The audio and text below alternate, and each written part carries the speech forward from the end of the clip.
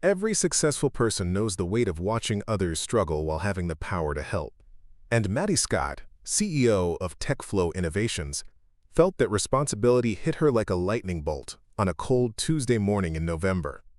What started as her routine early arrival at the office would lead to a discovery that changed 3 lives forever and proved that sometimes the most powerful business decisions happen in parking lots, not boardrooms. Before we jump back in, tell us where you're tuning in from. And if this story touches you, make sure you're subscribed, because tomorrow I've saved something extra special for you. Maddy had built TechFlow from a 2-person startup in her garage to a $50 million software company employing 200 people in Riverside Valley, Colorado.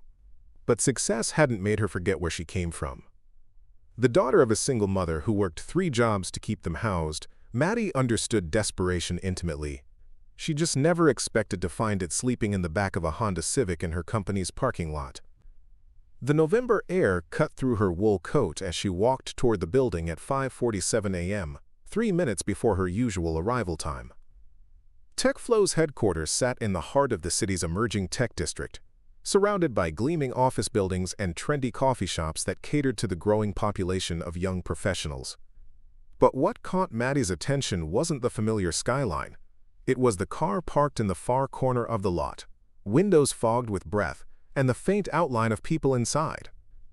Daniel Rodriguez had been awake for hours, staring at the ceiling of the Honda Civic that had become home for him and his 8-year-old twins, Emma and Lucas. The car's interior was organized with military precision, sleeping bags folded to create maximum space, a small cooler containing their remaining food, and a duffel bag holding their few remaining clothes.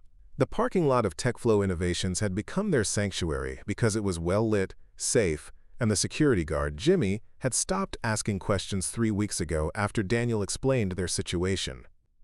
18 months ago, Daniel had been a senior software developer at Meridian Systems, earning $85,000 a year and living in a comfortable 3-bedroom house in Willowbrook Heights. He'd been a single father since the twins were 2, when their mother, Sarah, had died in a car accident that shattered more than just his heart.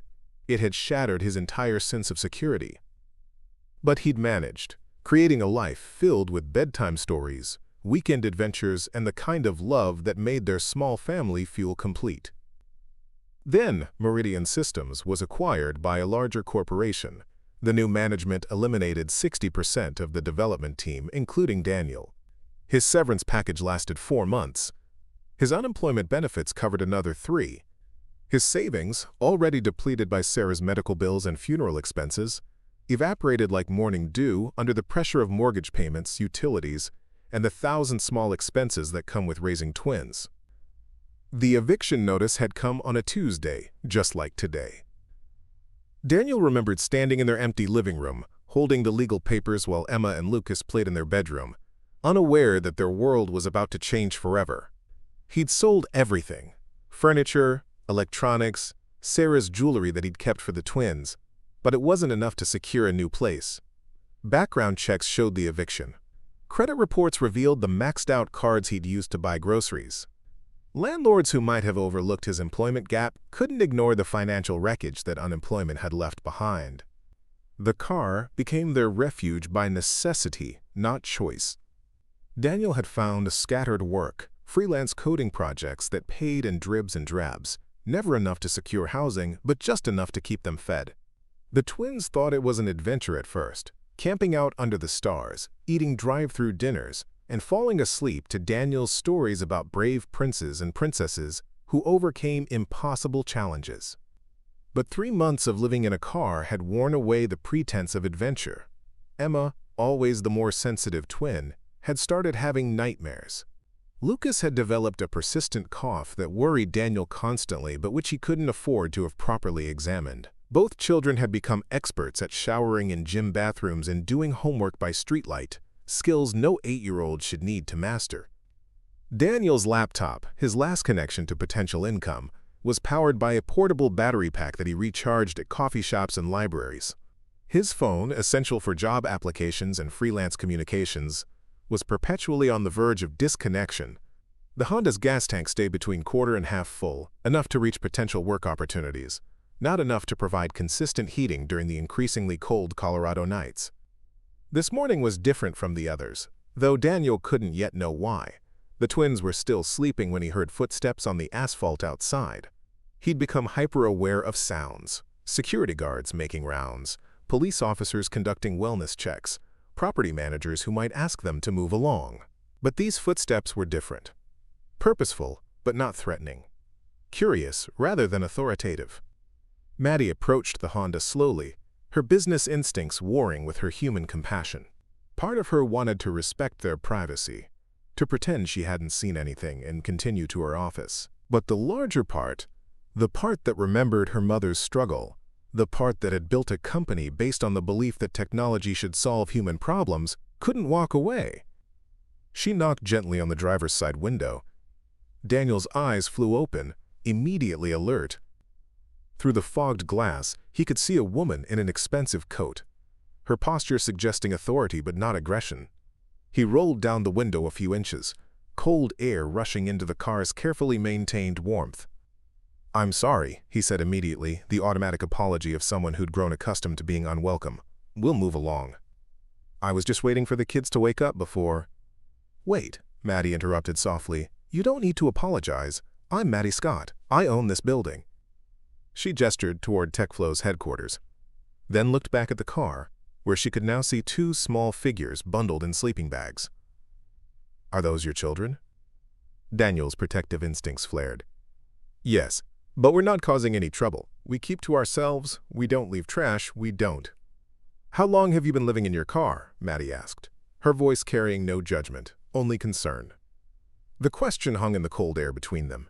Daniel could lie, could maintain the fiction that this was temporary, that they had somewhere else to go. But something in Maddy's eyes, a recognition that felt like looking into a mirror, made him choose honesty. 3 months, he said quietly. "Since we lost our apartment. I'm a software developer, but work has been—" He trailed off, not wanting to make excuses. Behind him, Emma stirred in her sleeping bag, her small voice cutting through the morning silence. "Daddy, are we in trouble?" And in that moment, Maddy Scott made a decision that would change everything. Not because she was looking for a charity project or a feel-good story to tell at board meetings, but because she recognized something in Daniel's eyes that she'd seen in her own mirror years ago. The desperation of a parent who would do anything to protect their children, and the quiet dignity of someone who hadn't given up despite having every reason to surrender. "Holger." "No, sweetheart," Maddy said, addressing Emma through the open window. "You're not in trouble. But I think maybe we should talk about getting you somewhere warmer." Preparing and narrating this story took us a lot of time, so if you are enjoying it, subscribe to our channel. It means a lot to us. Now back to the story. Maddy Scott had built her empire by recognizing potential where others saw problems. Standing in that parking lot, watching Daniel's 8-year-old twins emerge from sleeping bags in the back of a Honda Civic, she saw something that would challenge every conventional business practice she'd ever learned. But sometimes the most transformative opportunities come disguised as impossible situations. "Let me buy you breakfast," Maddy said, stepping back to give the family space as they slowly emerged from the car. "There's a diner 2 blocks from here. We can talk." Daniel hesitated, his programmer's mind immediately calculating risks and variables. Accepting help felt like admitting defeat, but his children's needs outweighed his pride. Emma and Lucas stood beside the car, their small faces pinched with cold, despite the careful layering of clothes Daniel had arranged the night before. "Daddy," Lucas whispered, tugging on his father's jacket, "I'm really hungry." The diner, Rosie's Corner Cafe, was exactly the kind of place where conversations could happen without judgment. Red vinyl booths, coffee that tasted like it had been brewing since 1975, and a waitress named Betty who'd seen enough of life to understand that sometimes people needed more than just pancakes and bacon. As Emma and Lucas attacked their breakfast with the focused intensity of children who'd learned not to waste food, Maddy studied Daniel carefully. She'd interviewed hundreds of developers over the years, and she recognized the signs of genuine talent masked by difficult circumstances. The way he explained their situation was methodical and logical. His questions about her company showed technical sophistication. Most importantly, the gentle way he redirected Lucas's maple syrup experiment showed the kind of patience and problem-solving skills that made great team leaders. "Tell me about your background," Maddy said, sipping coffee that was surprisingly good for a place that looked like it hadn't been updated since the Reagan administration. Daniel outlined his experience at Meridian Systems, his specialization in cloud infrastructure and database optimization, the projects he'd led that had saved his previous company millions in operational costs. As he talked, Maddy noticed how his shoulders straightened, how his voice gained confidence when discussing technical challenges. This wasn't just a desperate father. This was a skilled professional whose circumstances had temporarily overshadowed his capabilities. "What kind of freelance work have you been doing?" she asked. "Whatever I can find," Daniel admitted. "Small websites, database repairs, some mobile app debugging. Nothing substantial enough to get us back on our feet, but enough to keep us fed." He glanced at the twins, who were now drawing on napkins with crayons Betty had provided. "The laptop battery only lasts about 6 hours, and finding reliable internet is challenging when you're living in a car." Maddy felt the familiar stirring of an idea, the same sensation she'd experienced 7 years ago when she'd first envisioned TechFlow's flagship software suite. But this idea was bigger, more personal, and infinitely more risky than anything she'd attempted in business. "I have a proposition," she said carefully, "but I need you to hear me out completely before you respond." Daniel nodded, though wariness flickered in his eyes. TechFlow is launching a new division focused on AI-driven customer service solutions. It's a 2-year project with a potential market value of $200 million. I need a lead developer who understands both the technical architecture and the human elements of customer interaction. She paused, watching his expression. "The position pays $120,000 annually, plus equity participation." Daniel's fork stopped halfway to his mouth. That's generous, but I should tell you that my credit is destroyed. Most companies won't even consider." "I'm not most companies," Maddy interrupted gently. "Here's the unconventional part. TechFlow owns a furnished corporate apartment 2 miles from our offices. It's been sitting empty for 6 months because we can't decide whether to sell it or keep it for visiting executives. You and the twins could live there while you get back on your feet." The silence stretched across the table like a bridge neither of them was sure they should cross. Emma looked up from her napkin drawing, a surprisingly detailed picture of a house with 3 stick figures standing in front of it. "What's the catch?" Daniel asked finally, his programmer's instinct for debugging problems asserting itself. "There's no catch," Maddy said, "but there are conditions. First, this isn't charity.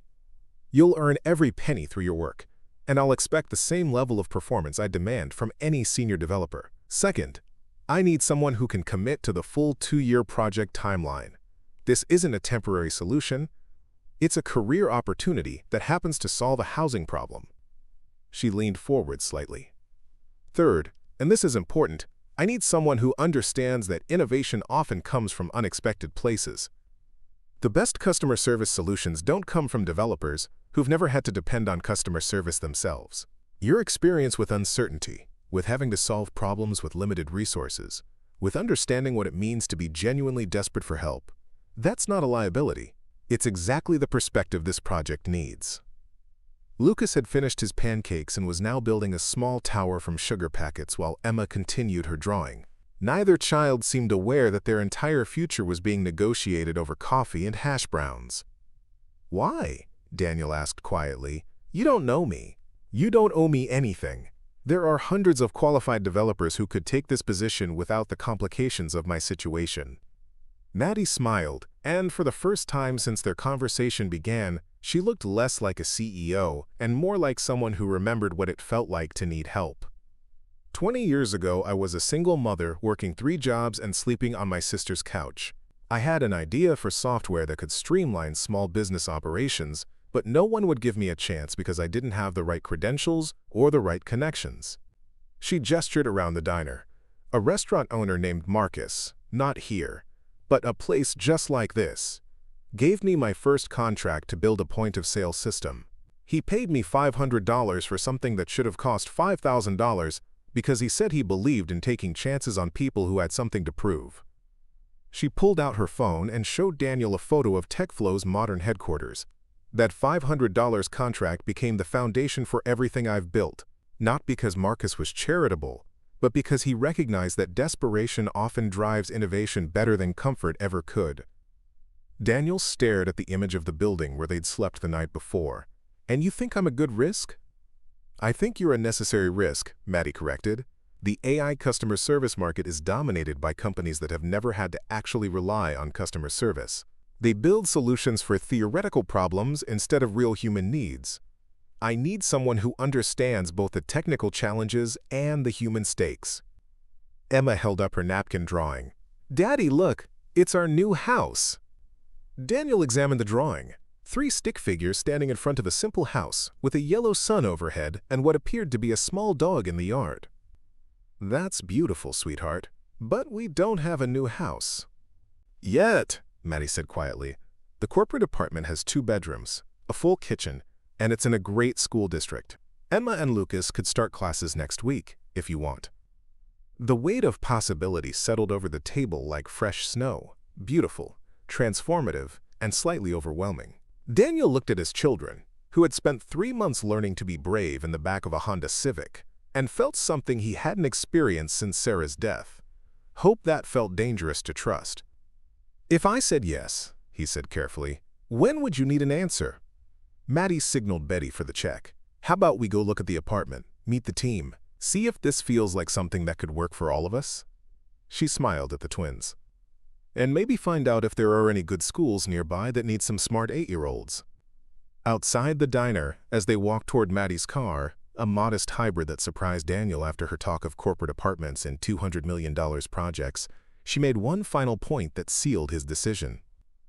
"Daniel, I'm not offering you this opportunity because I feel sorry for you. I'm offering it because I think you might be exactly what TechFlow needs to build something extraordinary. The question isn't whether you deserve this chance. The question is whether you're ready to prove that taking it was the best decision either of us ever made." 20 minutes later, as they pulled into the parking garage beneath a sleek apartment complex in Riverside Valley's most desirable neighborhood, Daniel Rodriguez began to believe that maybe his children's adventure was just beginning. The Riverside Gardens apartment complex defied every expectation Daniel had formed about corporate housing. Instead of sterile hotel-like accommodations, the furnished 2-bedroom unit felt like a home someone had carefully curated for comfort rather than efficiency. Large windows overlooked a small park where children played on swings while their parents watched from benches. The kitchen was fully equipped with everything from a coffee maker to a slow cooker. The bedrooms contained actual beds, real mattresses with clean sheets that smelled like lavender fabric softener. Emma and Lucas explored their new environment with the careful enthusiasm of children who had learned not to get too attached to temporary spaces. Emma discovered a reading nook by the living room window, complete with built-in bookshelves lined with classics and contemporary novels. Lucas found the desk in the 2nd bedroom, which would serve as both his homework space and Daniel's home office when needed. "There's a washer and dryer," Daniel said, his voice carrying a note of disbelief as he opened the closet doors in the hallway. 3 months of washing clothes in gas station sinks had made basic appliances feel like luxuries beyond imagination. Maddy watched the family's reactions with satisfaction, but also with the calculating attention of someone making a significant investment. The apartment represented more than just housing. It was a foundation upon which everything else would be built. If Daniel was going to lead TechFlow's most ambitious project, he needed stability, focus, and the kind of mental clarity that came from knowing his children were safe and comfortable. "The lease agreement is straightforward," she explained, pulling out a tablet to show Daniel the terms. "TechFlow covers rent and utilities for the first year as part of your employment package. After that, we can revisit based on the project's progress and your salary situation." Daniel read through the lease carefully, his programmer's instinct for detail asserting itself even in the midst of overwhelming gratitude. The terms were generous but not unreasonable, clearly structured as an employee benefit rather than charity. The distinction mattered more than Maddy probably realized. "What about school for the twins?" he asked, looking toward Emma and Lucas, who were now testing the couch cushions for fort-building potential. "Willowbrook Elementary is 6 blocks away," Maddy said. "It's consistently rated among the best in the district, and they have excellent programs for gifted students." She gestured toward Lucas, who was examining the apartment's smart home control panel with the focused intensity of a future engineer. "Something tells me you're going to need those advanced programs." The enrollment process, Maddy explained, could be handled immediately. She had contacts in the district office who could expedite the paperwork, ensuring that Emma and Lucas could start classes by Monday if Daniel was ready to accept the position. There's something else, Maddy said, leading Daniel to the kitchen island where she spread out a portfolio of documents. I want you to understand exactly what you'd be walking into at TechFlow. This isn't just a development job. It's a leadership position that could define your career trajectory for the next decade. The project documentation was impressive and intimidating in equal measure. TechFlow's AI customer service initiative, codenamed Project Compass, aimed to revolutionize how businesses handled customer interactions by creating systems that could understand context, emotion, and intent, rather than just responding to keywords. The technical challenges were substantial, requiring expertise in machine learning, natural language processing, and user experience design.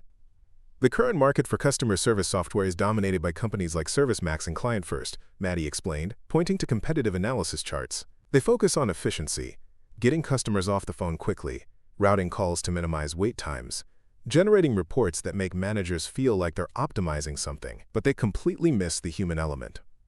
Daniel studied the market research data, recognizing the patterns Maddy was describing. They're solving the wrong problem, he said slowly.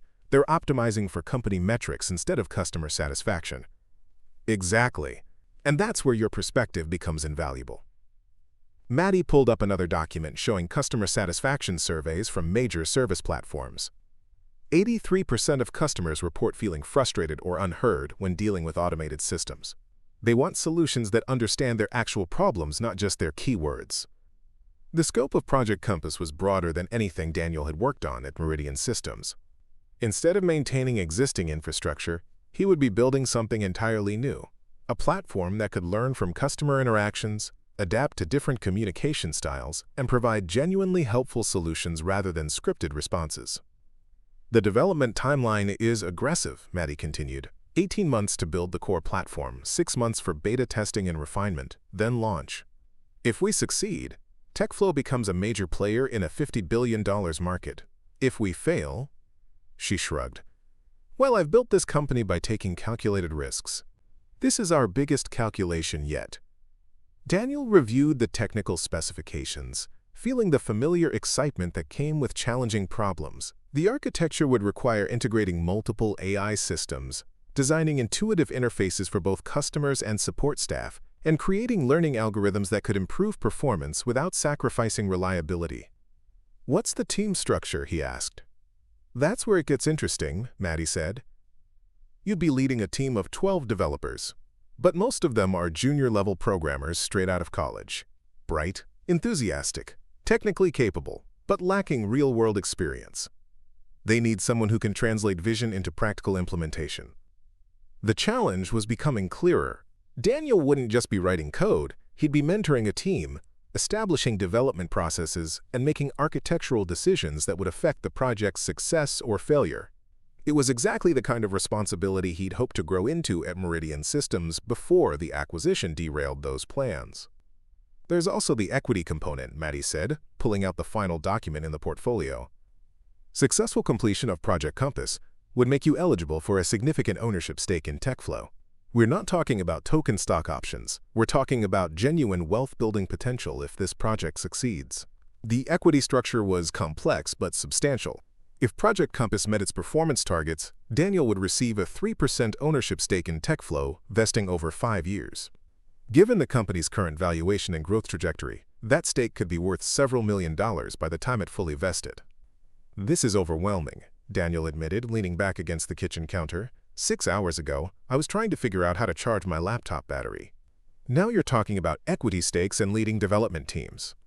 I know it's a lot, Maddy said, but I've learned that the best opportunities usually are overwhelming at first.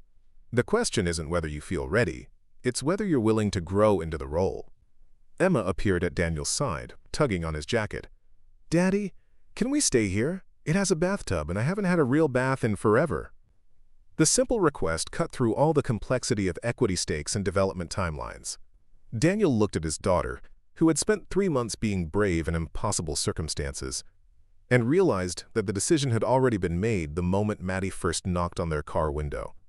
Yes, sweetheart, he said quietly. We can stay here. Maddy smiled, pulling out her phone. I'll call the school district and get enrollment started. Can you be ready to start work on Monday? What do I need to do first? Daniel asked. Get settled. Buy some proper work clothes. Make sure the kids are comfortable. Maddy headed toward the door, then paused. And Daniel? Stop thinking of this as charity or luck. You're here because you're qualified, because you have skills TechFlow needs, and because sometimes the best solutions come from people who understand real problems. Don't apologize for your circumstances. Use them. After Maddy left, Daniel sat in the apartment's living room while Emma and Lucas explored their new bedrooms. The silence felt different from the cramped quiet of the Honda Civic. This was the silence of possibility rather than desperation. His phone buzzed with a text from Maddy. Team meeting Tuesday 9 a.m., conference room B, welcome to TechFlow.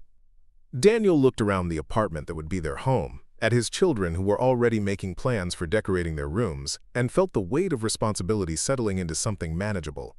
For the first time in months, he wasn't just surviving, he was preparing to build something meaningful. Monday morning couldn't come soon enough. Monday morning arrived with a crisp clarity that only comes from sleeping in a real bed after months of car seats in cramped positions.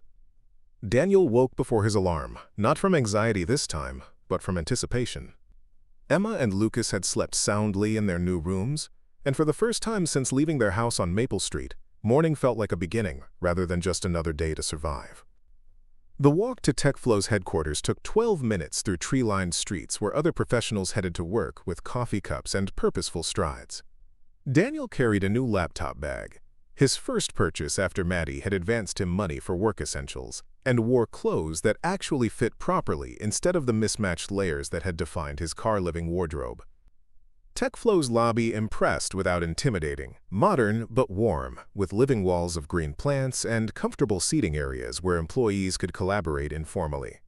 The receptionist, a cheerful woman named Janet, had his access badge ready and directions to conference room B, where his new team was already gathering for their first official meeting. The 12 developers Maddy had mentioned ranged in age from 22 to 28, most of them recent graduates from Colorado State's computer science program. They sat around a polished conference table with laptops open and notebooks ready, their faces showing the mixture of excitement and nervousness that comes with working on something potentially revolutionary. Everyone, I'd like you to meet Daniel Rodriguez, your new lead developer, Maddy announced as she entered with Daniel. Daniel brings 8 years of enterprise software experience and a perspective on customer service challenges that's going to be invaluable for Project Compass. The introductions revealed a team with impressive academic credentials but limited real-world experience. Sarah Kim had specialized in machine learning algorithms and graduated summa cum laude. Jake Thompson understood user interface design and had already created mock-ups for the customer portal. Maria Santos brought database optimization expertise that would be crucial for handling large-scale customer interactions. But as Daniel listened to their questions and observations, he realized that their technical knowledge, while solid, existed in a theoretical vacuum. They understood how artificial intelligence could process language, but they'd never spent 45 minutes on hold with customer service while trying to resolve a billing error. They could design elegant user interfaces, but they'd never use those interfaces while stressed, frustrated, or pressed for time. Before we dive into technical specifications, Daniel said, taking his position at the head of the table, I want everyone to spend this week using customer service systems as a customer, not a developer. Call your internet provider with a billing question. Contact your bank about a fee. Try to return something online that doesn't fit properly. Jake raised his hand. What are we looking for specifically? Pain points that you can't solve with code, Daniel replied. Moments when you wish the system understood what you actually needed instead of what you said.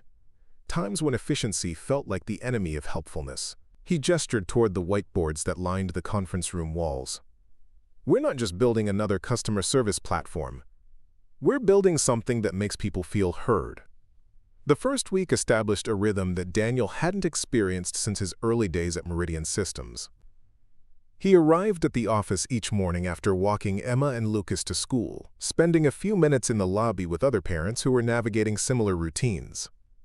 The work itself was challenging in the best possible way, complex problems that required both technical innovation and human insight. His team embraced the customer service research assignment with enthusiasm that surprised veteran developers throughout TechFlow.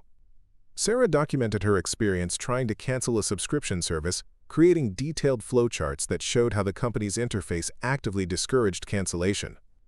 Jake recorded screen captures of confusing error messages and unclear navigation paths. Maria analyzed wait times and transfer patterns that seemed designed to frustrate customers into giving up. "This is horrible," Jake announced during their Wednesday check-in meeting, pulling up screenshots of an insurance company's claim portal. "Look at this interface. They're asking for 14 different pieces of information, but they don't explain why they need any of it, or what happens if you don't have something specific." "Now imagine using that interface while you're dealing with a medical emergency," Daniel said. "Or while you're on your lunch break at a job you can't afford to lose. Or while your kids are asking for help with homework and dinner is burning on the stove." The research phase revealed patterns that would shape Project Compass's entire architecture. Traditional customer service systems treated efficiency and customer satisfaction as competing priorities, optimizing for call duration rather than problem resolution. They forced customers to navigate rigid decision trees instead of understanding the natural language people actually used when describing problems. "What if we flipped the entire model?" Sarah suggested during a brainstorming session. "Instead of making customers adapt to our system, what if the system adapted to them?"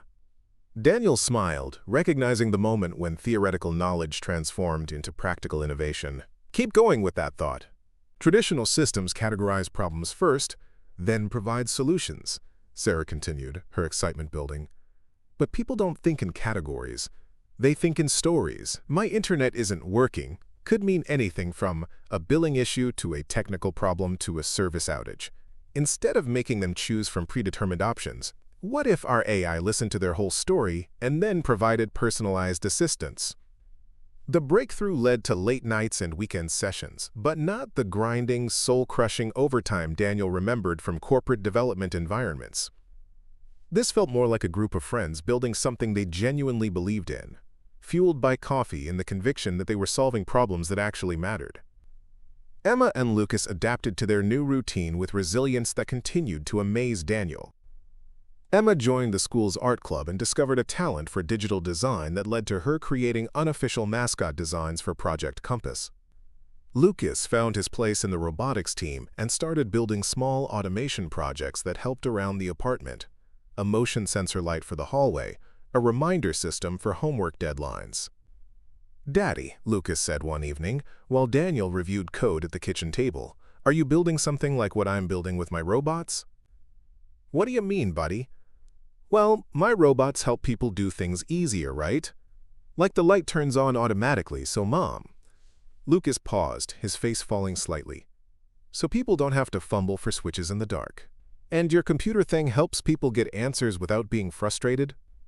Daniel felt the familiar pang that came with Lucas's occasional slips about Sarah, but also pride in his son's intuitive understanding of technology's purpose. "That's exactly right. We're building something that helps people feel less frustrated and more understood." "That's a good thing to build," Lucas said seriously, returning to his homework. The first month at TechFlow established more than just work routines. It built relationships that extended beyond the conference room.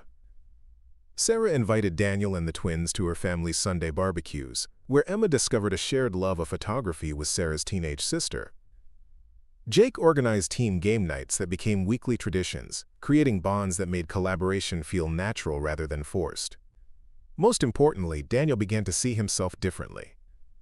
Not as someone who had been rescued from desperate circumstances, but as a professional who brought valuable perspective to meaningful work. His experience with financial uncertainty, system failures, and bureaucratic frustration weren't liabilities to overcome. They were insights that made Project Compass more human-centered than anything TechFlow's competitors were building. "You've transformed this team," Maddy observed during their first monthly review meeting. "Their technical skills were always solid, but now they're thinking like people who understand real problems. That's not something you can teach from a textbook." "They're quick learners," Daniel replied, "and they care about getting it right. So do you. That's why this is working." Outside the conference room windows, Daniel could see Riverside Valley's downtown district bustling with lunch hour activity. Somewhere in that flow of people were customers struggling with automated phone systems, website interfaces that didn't make sense, and service representatives who couldn't actually help. But inside TechFlow's offices, his team was building something better, a system that would listen first and solve problems second. For the first time since Sarah's death, Daniel felt like he was building a future rather than just surviving the present. The first sign of trouble arrived on a Thursday morning in the form of a certified letter delivered to TechFlow's main office. Maddy called Daniel into her office at 10:30 a.m., her usually composed expression showing cracks of concern that immediately put him on alert. "We have a problem," she said, sliding a thick legal document across her desk. ServiceMax Corporation has filed a preliminary injunction claiming that Project Compass infringes on their proprietary customer interaction algorithms. Daniel read through the legal language, his stomach sinking with each paragraph. ServiceMax wasn't just another customer service company. They were the industry giant, controlling nearly 40% of the enterprise market with annual revenues exceeding $2 billion. Their legal team had a reputation for aggressively protecting what they considered their intellectual property, and their resources for litigation were virtually unlimited. "Do we actually infringe on anything?" Daniel asked, though he already suspected the answer. "That's what makes this particularly insidious," Maddy replied, pulling out a folder thick with technical documentation. "Their patents are so broadly written that they essentially claim ownership of any software that uses artificial intelligence to analyze customer communications. According to their filing, any system that processes natural language and provides automated responses falls under their intellectual property umbrella." The implications were staggering. If ServiceMax's claims held up in court, Project Compass would be dead before it ever launched. Worse, TechFlow could face millions in damages for developing technology that competed with ServiceMax's established products.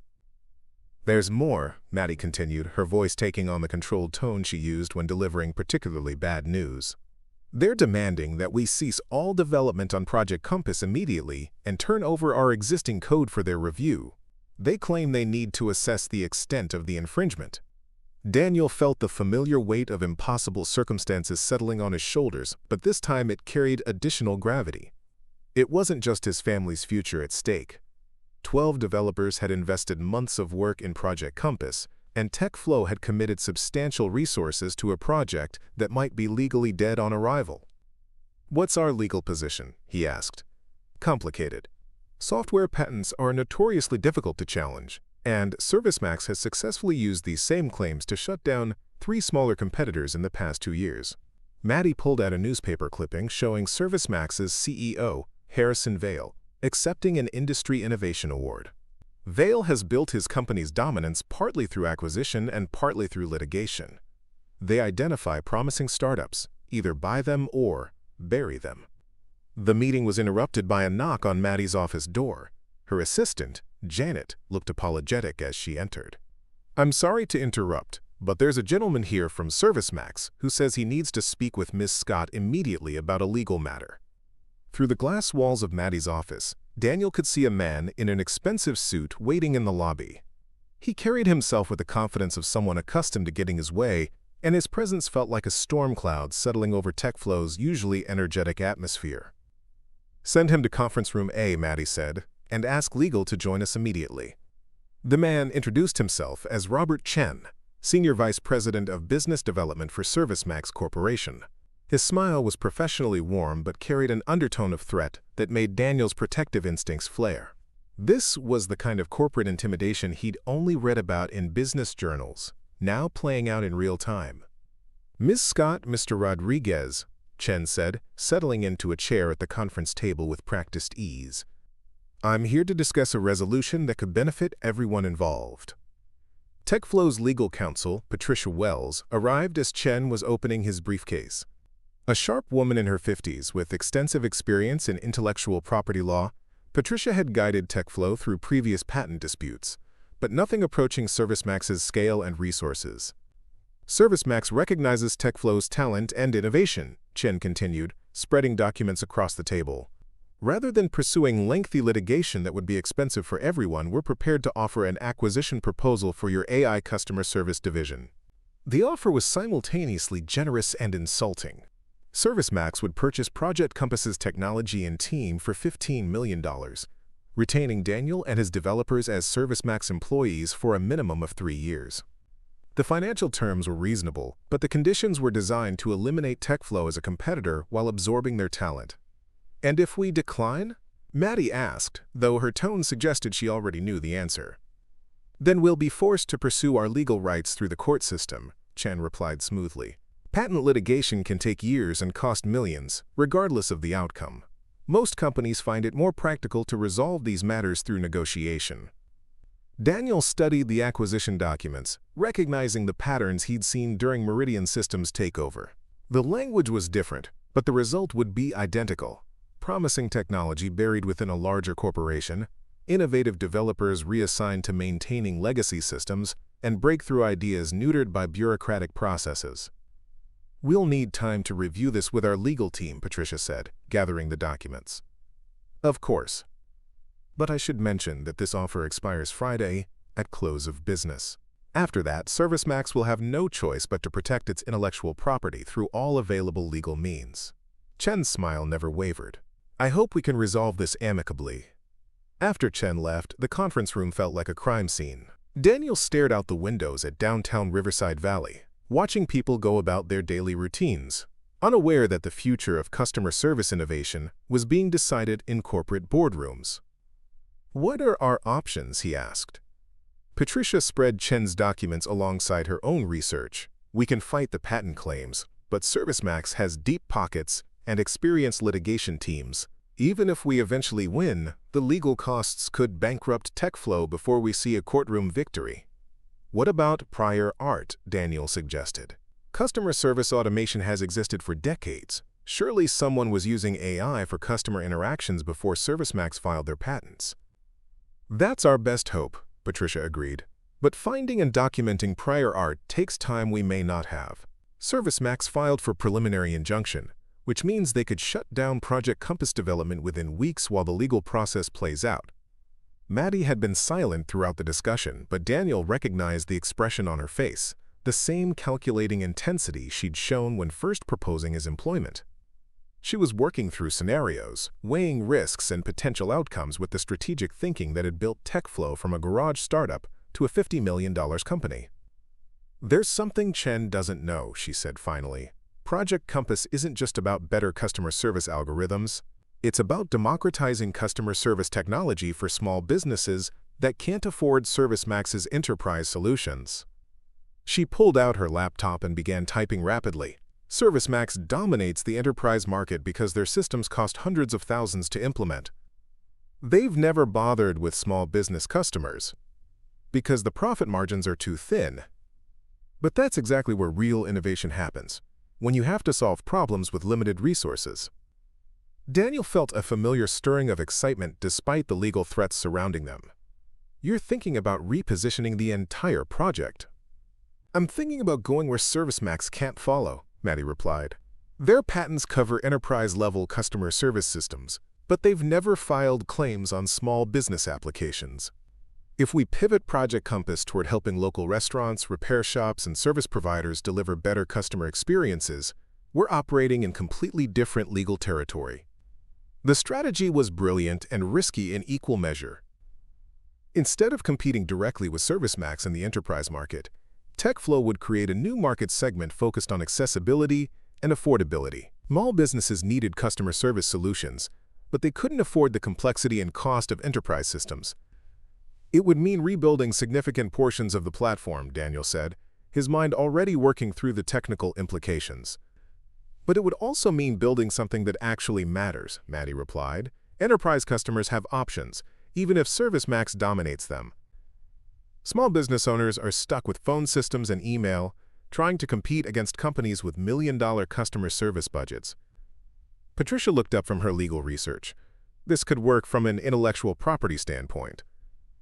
ServiceMax's patents specifically reference enterprise-scale implementations and integration with existing corporate infrastructure. A platform designed for small business use would fall outside their claims. That evening, Daniel walked home through downtown Riverside Valley with his mind racing through possibilities and challenges. The legal threat from ServiceMax felt less like a crisis and more like a redirection towards something more meaningful. Instead of building another enterprise software platform, they would create tools that helped the restaurant owner down the street, the mechanic who fixed his neighbor's cars, and the bookstore owner who knew every customer's reading preferences. Emma and Lucas were waiting with homework questions and stories about their day, but Daniel found himself seeing their routine through new eyes. The challenges they'd overcome, living in a car, starting over in a new school, building relationships with limited resources, reflected exactly the kind of resourcefulness that small businesses demonstrated every day. "Daddy," Emma said while they prepared dinner together, "why do you look excited and worried at the same time?" "Because sometimes the best opportunities come disguised as big problems," Daniel replied, realizing he was quoting Maddy's philosophy back to his daughter. "Is that good or bad?" "It's exactly where we need to be," Daniel said, feeling more certain of that answer than he had any right to feel.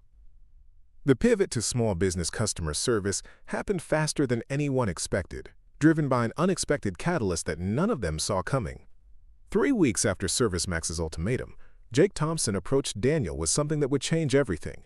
A video his girlfriend had posted on social media that accidentally captured the essence of what Project Compass could become. "You need to see this," Jake said, pulling up his laptop during their Monday morning team meeting. Amy was doing a review of local restaurants for her food blog, and she recorded herself trying to make a reservation at Romano's Italian Kitchen. Watch what happens. The video showed Amy calling the restaurant during what was obviously their busy dinner rush. The phone rang 8 times before someone answered with a harried, "Romano's, please hold," followed immediately by dead silence. Amy waited on hold for 6 minutes, listening to scratchy classical music, before the call was dropped entirely. She called back, waited another 4 minutes, and finally reached someone who sounded overwhelmed and apologetic. "I need a table for 4 tonight at 7, Amy said in the video. Let me check," came the response, followed by the sound of papers shuffling and muffled conversations in the background. "Tonight? I think we're pretty booked." "What time did you say?" 7 o'clock. "Hold on." More shuffling, more background noise. "Okay, I can do 7:30, but it might be closer to 8. "Is that a reservation or a maybe?" "Well, it depends on how busy we get, and if people finish their dinner on time." Amy ended the call looking frustrated, and her video had already gained over 50,000 views with hundreds of comments from people sharing similar experiences with local restaurants, hair salons, auto repair shops, and medical offices. "This is it," Daniel said, staring at the screen. "This is exactly the problem we should be solving." Sarah Kim leaned forward, her machine learning expertise immediately engaged. "What if we built a system that could handle reservations, answer basic questions, and route complex issues to staff, but designed specifically for small businesses that can't afford dedicated customer service departments?" "Think about Romano's situation," Daniel continued, his excitement building. "They're not trying to provide bad customer service. They're just overwhelmed. The hostess is probably seating customers, answering phones, and trying to manage reservations all at once. What if our AI could handle the routine stuff so she could focus on the complex customer needs?" Maria Santos pulled up her laptop and began sketching out database architectures. "We could build modular systems, basic phone answering for restaurants, appointment scheduling for service businesses, inventory questions for retail shops. Each business type gets exactly what they need without paying for enterprise features they'll never use." The energy in the conference room was electric. Instead of building another enterprise platform that would compete with ServiceMax's established dominance, they were identifying an entirely underserved market. Small businesses needed customer service solutions, but everything available was either too expensive, too complex, or designed for companies with dedicated IT departments. "There's something else," Jake said, scrolling through the comments on Amy's video. "Look at these responses. People aren't just complaining about Romano specifically, they're sharing stories about dozens of local businesses. This is a systemic problem." The comments revealed a pattern that none of them had fully appreciated. Customer service challenges weren't just about technology. They were about resource constraints that forced small business owners to choose between serving customers in person and managing phone calls, between processing orders and answering questions, between running their businesses and providing the kind of customer experience that built loyalty.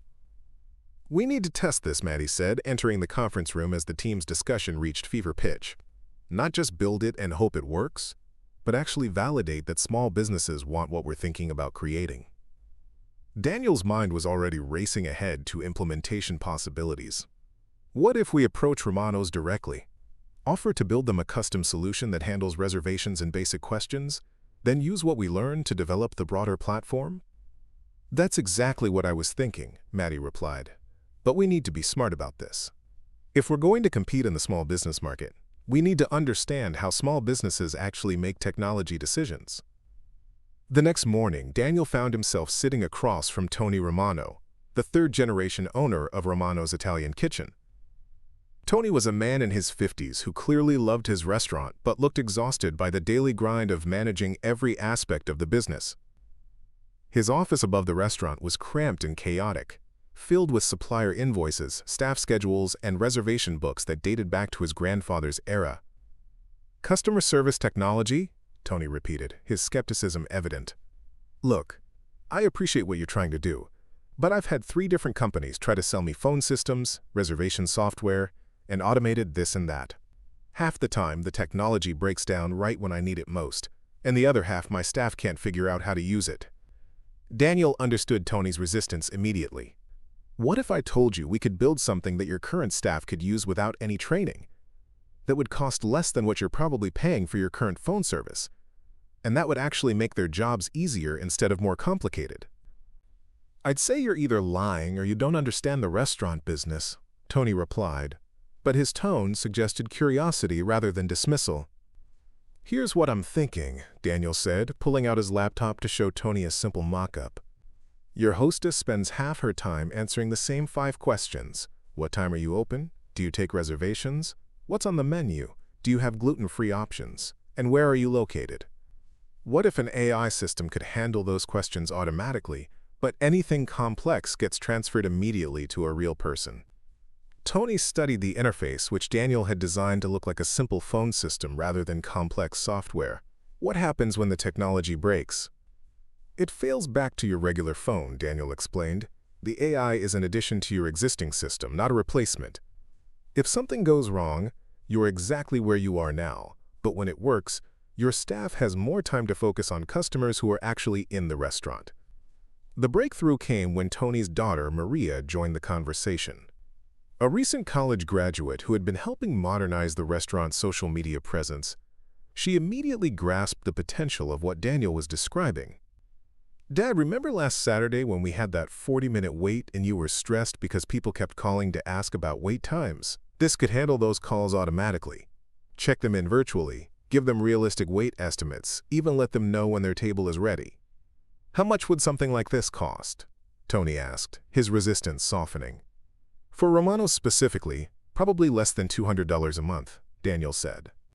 "For a restaurant your size, it would pay for itself if it saved your hostess just 30 minutes a day by handling routine calls." Tony looked around his cramped office, then down at the dining room where his lunch rush was already building. "What would you need from me?" 2 weeks to build a prototype, access to your current phone system, and honest feedback about what works and what doesn't. If it makes your life easier, we move forward. If it doesn't, we walk away and you haven't lost anything except time."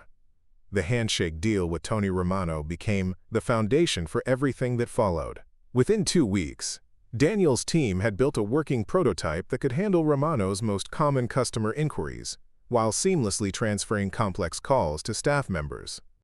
The system learned from each interaction, becoming more effective at understanding customer needs and providing helpful responses. More importantly, the Romano's pilot proved that small businesses were hungry for accessible technology solutions. Tony's staff embraced the system because it actually made their jobs easier rather than more complicated. Customer satisfaction improved because routine questions were answered immediately rather than requiring long holds or busy signals. "This is working better than I expected," Tony told Daniel during their 2-week review meeting. "Maria says our online reviews have improved because people aren't frustrated by busy phone lines anymore. And my hostess actually thanked me for giving her more time to focus on the customers who are here." The success at Romano's attracted attention from other local businesses faster than Daniel had anticipated. Word spread through Riverside Valley's small business community with the organic momentum that comes from genuine problem-solving rather than marketing hype. The hardware store down the street wanted to know if the system could handle inventory questions. The auto repair shop across town asked about appointment scheduling integration. "We're not just building software," Sarah observed during their month-end team meeting. "We're creating a new category of business tool. And more importantly," Maddy added, "we're doing it in a market where ServiceMax can't follow us. Their business model depends on enterprise contracts worth hundreds of thousands of dollars. They can't compete for customers who need solutions that cost less than their typical implementation fees. But the real validation came from an unexpected source. Jake's girlfriend Amy, whose restaurant video had sparked the entire pivot, featured Romano's improved customer service in a follow-up blog post. The video of her effortlessly making a reservation, getting accurate wait time estimates, and receiving automatic confirmation messages went viral in Riverside Valley's food community. "Local restaurant uses AI to actually improve customer service" became the headline that caught the attention of the Denver Business Journal, Colorado Tech Weekly, and eventually national trade publications that covered small business innovation. Daniel watched the view counts climb on Amy's videos and realized they had stumbled onto something much larger than improved customer service technology. They were proving that artificial intelligence could be deployed to help rather than replace human workers, that small businesses could access the same technological advantages as large corporations, and that innovation often came from solving real problems rather than creating impressive demonstrations. "Dad," Lucas said one evening while Daniel reviewed customer feedback from Romano's, "is your work helping more people now?" "I think so, buddy. We're making it easier for businesses to help their customers, which means everyone has better experiences." "That's good," Lucas said seriously. "People should be nice to each other, and technology should help with that." Daniel smiled, realizing his 8-year-old son had just articulated the philosophy that would guide Project Compass through whatever challenges lay ahead. The media attention following Amy's viral coverage of Romano's transformation brought unexpected consequences that went far beyond increased visibility for Project Compass. Within 48 hours of the Denver Business Journal article hitting online, TechFlow was facing a coordinated assault from multiple directions that seemed designed to crush their small business initiative before it could gain momentum. The first attack came through the regulatory system. On Wednesday morning, Maddy received a call from the Colorado Department of Business and Professional Regulation, informing her that TechFlow was under investigation for operating an unlicensed telecommunications service. The complaint, filed anonymously, claimed that Project Compass violated state regulations governing automated calling systems and customer data handling. "This is ridiculous," Patricia Wells said, reviewing the regulatory filing in Maddy's office. "We're not operating a telecommunications service. We're providing software that integrates with existing phone systems. It's like claiming that email software violates postal regulations." But ridiculous or not, the investigation would require TechFlow to suspend all customer-facing operations until they could prove compliance with regulations that seemed specifically crafted to make their technology illegal. The regulatory language was so technical and Byzantine that even Patricia struggled to understand exactly what compliance would require. "How long could this investigation take?" Daniel asked. "Months," Patricia replied grimly. "Maybe longer if they decide to hold hearings or request additional documentation. And that's assuming we can eventually prove we're not violating regulations that weren't designed with our technology in mind." The second front opened Thursday morning when Romano's received a surprise health department inspection that lasted 4 hours and resulted in 17 minor violations. Things like a loose screw on a prep table, water spots on glassware, and temperature logs that were allegedly incomplete. None of the violations were serious enough to shut down the restaurant, but they required immediate correction and follow-up inspections that would cost time and money Tony Romano couldn't afford. "This is harassment," Tony told Daniel over the phone, his frustration evident. "I've been running this restaurant for 15 years, and we've never had an inspection this aggressive. The inspector kept asking about our phone system and whether we were recording customer calls without permission." "Are other businesses in your area being inspected?" Daniel asked, though he suspected he already knew the answer. "That's the weird part. My neighbor runs the coffee shop next door.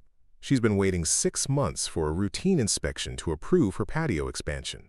But somehow the health department has time to spend half a day measuring the temperature of my walk-in cooler." The pattern became clearer Friday afternoon when Sarah Kim discovered that TechFlow's business insurance had been canceled without notice. The insurance company cited increased liability exposure related to artificial intelligence applications as justification for termination, despite the fact that Project Compass posed no greater risk than any other software platform. "This doesn't make sense," Sarah said, reviewing the cancellation letter during an emergency team meeting. "AI liability coverage is standard in our industry. Half the companies in this building use machine learning for something, and they're not getting their insurance canceled. It makes perfect sense if someone is pressuring our insurance company to drop us, Maddy replied, her voice carrying the controlled anger that meant she was thinking strategically. Without business insurance, we can't operate legally. Without regulatory approval, we can't serve customers. Without customers, we can't generate revenue to fight either problem. Daniel felt the familiar weight of systemic pressure, but this time it was amplified by the knowledge that his team's future depended on his decisions. 12 developers had invested months of work in Project Compass, and dozens of small businesses were already depending on their technology to serve customers better. Who has the resources and motivation to coordinate something like this? He asked, though the answer was becoming obvious. ServiceMax, Maddy said simply. Harrison Vale didn't build a $2 billion company by accepting competition gracefully. When direct legal threats didn't work, he moved to indirect pressure through regulatory and business channels. The confirmation came Monday morning in the form of an unexpected phone call from Robert Chen, ServiceMax's Senior Vice President of Business Development. His tone was professionally sympathetic, but the message was unmistakably threatening. Ms. Scott, Mr. Rodriguez, I understand TechFlow is experiencing some regulatory challenges, Chen said during a conference call that felt like a predator toying with wounded prey. ServiceMax has extensive experience navigating compliance requirements in the customer service technology sector. We might be able to help resolve these issues if TechFlow reconsiders our previous acquisition offer. What kind of help? Maddy asked, her voice carefully neutral. ServiceMax has relationships with regulatory agencies across multiple states. We understand the approval processes, the documentation requirements, the technical standards that emerging companies often struggle to meet. Chen paused meaningfully. Of course, these relationships are primarily useful for protecting our own business interests and those of our partners. The implied threat was clear. ServiceMax had the connections and resources to make TechFlow's regulatory problems disappear, but only if TechFlow abandoned Project Compass and accepted acquisition on ServiceMax's terms. And if we prefer to resolve these issues independently? Daniel asked. Then we wish you the best of luck, Chen replied smoothly. Though I should mention that regulatory compliance can be very expensive and time-consuming, especially for companies without extensive experience in government relations. After Chen ended the call, the conference room fell silent except for the hum of TechFlow servers processing code that might soon be legally worthless. This is how they do it, Maddy said finally. They identify promising competitors, then use their regulatory connections and business relationships to create problems that can only be solved through acquisition or surrender. What about the other companies they've targeted? Sarah asked. Did any of them fight back successfully? Patricia pulled out a folder thick with legal research. 3 companies in the past 2 years. Innovate Tech in California folded after 18 months of regulatory battles that cost them $2 million in legal fees. Customer First Solutions in Texas was acquired by ServiceMax after their insurance was canceled and their largest clients were pressured to terminate contracts. TalkBot Industries managed to survive, but only by pivoting to a completely different market and abandoning customer service technology entirely. The pattern was depressingly consistent. ServiceMax used their resources and connections to create regulatory and business pressure that made competition economically impossible, then offered acquisition as the only viable solution. It was legal, sophisticated, and devastatingly effective. So what do we do? Jake asked, his usual optimism dampened by the weight of corporate intimidation. Daniel looked around the conference room at his team, 12 developers who had believed in building something meaningful, who had invested their time and creativity in solving real problems for small businesses. 3 months ago, he'd been sleeping in a car with his twins, convinced that his career was over. Now he was facing the kind of corporate warfare that destroyed companies and crushed dreams. But he was also thinking about Tony Romano, whose restaurant was providing better customer service because of their technology. About the hardware store owner who wanted inventory management help. About the auto repair shop that needed appointment scheduling solutions. About all the small businesses that would remain trapped with inadequate customer service tools if ServiceMax successfully eliminated their only accessible alternative. We fight, Daniel said quietly, but we don't fight them directly. We fight them by being too valuable to destroy. What do you mean? Maddy asked. ServiceMax's strategy works because they can pressure individual companies in isolation. But what if we're not just TechFlow anymore? What if we're the technology platform that dozens of small businesses depend on for their daily operations? Daniel felt his confidence building as the strategy took shape. What if shutting us down means hurting the local businesses that regulators are supposed to protect? Sarah leaned forward, understanding immediately. You're talking about making ourselves indispensable to the community. I'm talking about proving that innovation serves people better than intimidation, Daniel replied. ServiceMax can pressure regulators and insurance companies, but they can't pressure every small business owner in Colorado to accept inferior customer service. Maddy smiled, the first genuine expression of optimism she'd shown since the coordinated attacks began. How many businesses do you think we could deploy in the next 60 days? If we focus on simple implementations and prioritize functionality over perfection. Daniel calculated quickly. Maybe 50 restaurants, 30 service businesses, 20 retail operations. Enough to make shutting us down a local economic issue rather than just a corporate dispute. Then we'd better get started, Maddy said, reaching for her phone. Because Harrison Vale is about to discover that some fights are worth having, regardless of the odds. Outside TechFlow's windows, downtown Riverside Valley bustled with small businesses, serving customers, solving problems, and building the kind of community connections that no amount of corporate pressure could replicate. Somewhere in that network of relationships was the strength to resist even the most sophisticated intimidation campaign. The real battle for the future of customer service technology was about to begin. The discovery that would change everything came from an unexpected source, Lucas Rodriguez's fourth-grade school project on local business history.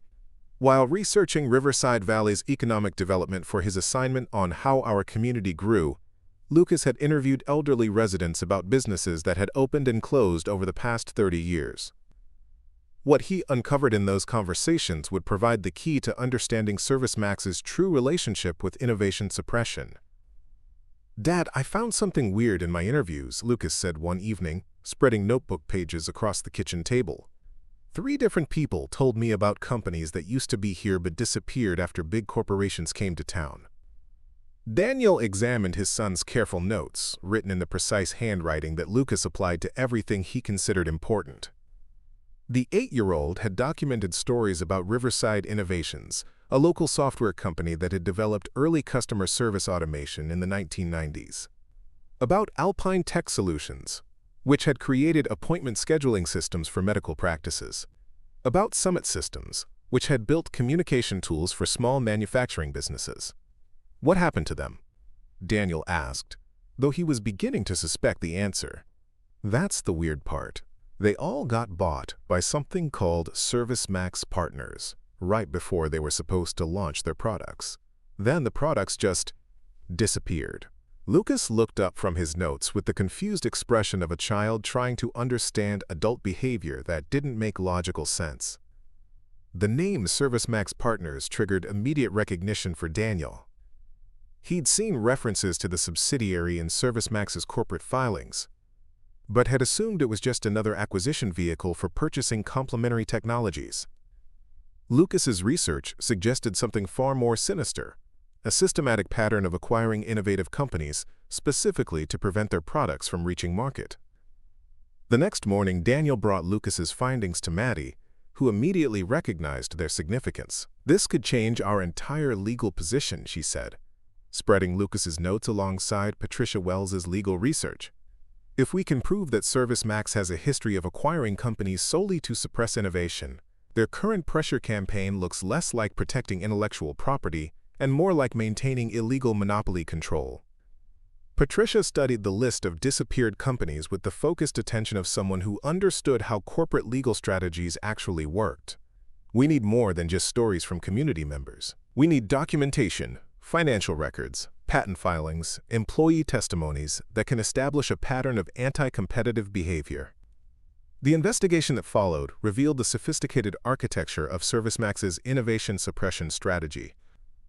Working with an investigative journalist named Rachel Martinez from the Colorado Business Chronicle, Daniel's team uncovered a 20-year pattern of identifying promising startups, acquiring them through ServiceMax Partners, and then systematically dismantling their research and development efforts. "Look at this," Rachel said, spreading documents across TechFlow's conference table during a clandestine evening meeting. Riverside Innovations was developing AI customer service tools in 1998. years before ServiceMax filed their foundational patents. Alpine Tech had working appointment scheduling algorithms that could have revolutionized small business operations. Summit Systems was building communication platforms that would have given manufacturing companies affordable alternatives to enterprise solutions. The pattern was both elegant and devastating. ServiceMax partners would acquire these companies for seemingly reasonable amounts, retain key personnel for predetermined periods to prevent immediate competition, then gradually reassign those employees to maintaining legacy systems rather than developing breakthrough technologies. The innovative products would be shelved indefinitely, ostensibly for further development that never materialized. But here's what makes this legally significant, Patricia said, reviewing Rachel's documentation. ServiceMax then filed patents based on research these acquired companies had already completed. They weren't protecting their own innovations. They were claiming ownership of other people's work, then using those patents to prevent anyone else from developing similar solutions. The smoking gun came from an unexpected source, Drive. Jennifer Walsh, the former CTO of Riverside Innovations, who now taught computer science at Colorado State University. Rachel had located Dr. Walsh through academic directories, and her testimony provided the missing link between ServiceMax's acquisition strategy and their current legal threats against TechFlow. "I still have all the original research files," Dr. Walsh told them during a quiet meeting in her university office. Riverside's AI customer service platform was functional and ready for market in 1999. "We had working prototypes, beta customers, and distribution agreements with 3 regional business networks. Then ServiceMax partners made an acquisition offer that our investors couldn't refuse." She pulled out a box of archived materials that looked like evidence from a criminal investigation. "They promised to accelerate development and bring our technology to national markets. Instead, they assigned me to debug their existing call center software and gradually disbanded the research team. When I asked about timeline for our product launch, they said market conditions weren't favorable for new technologies." The archived materials included source code, technical specifications, and customer feedback that predated ServiceMax's patent filings by years. More importantly, they included internal emails and meeting notes that revealed ServiceMax's actual intentions for the acquisition. "This email is from Harrison Vale to the ServiceMax board of directors," Dr. Walsh said, highlighting a printed message dated 6 months after the acquisition. "He's recommending that Riverside's AI platform be, quote, archived indefinitely, because its affordability and accessibility could, quote, established pricing models in the enterprise market." Daniel felt anger and vindication warring in his chest as he read Vale's casual dismissal of technology that could have helped thousands of small businesses over the past 2 decades. "They've been doing this for 20 years, he said quietly, "buying innovation specifically to kill it, and using the research from those acquisitions to file patents that prevent anyone else from developing similar solutions," Rachel added. "It's not just anti-competitive, it's fraud on a massive scale." The legal implications were staggering. If ServiceMax had built their patent portfolio partly on research acquired specifically to suppress competition, their entire intellectual property foundation could be challenged. More immediately, their current threats against TechFlow could be reframed as part of a documented pattern of illegal monopoly behavior. But Dr. Walsh's most important contribution wasn't the archived research. It was her connections to other former employees of companies that ServiceMax partners had acquired. Within 2 weeks, Rachel's investigation had located 12 researchers, developers, and executives who had similar stories about innovative products being purchased and buried by ServiceMax. "This is bigger than just customer service technology," Rachel told Daniel during one of their evening strategy sessions. "ServiceMax has systematically eliminated competition across multiple technology sectors: scheduling systems, inventory management, customer relationship tools, even basic communication platforms. They've created artificial scarcity in markets that should have dozens of competing solutions." The investigation also revealed the mechanism behind ServiceMax's regulatory influence.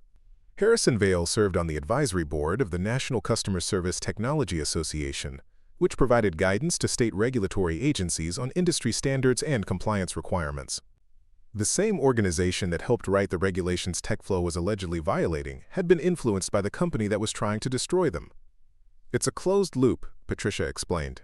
"ServiceMax helps create regulations that make competition difficult. then uses those same regulations to pressure competitors into selling out or shutting down. They're not just a large company. They're a system designed to prevent innovation.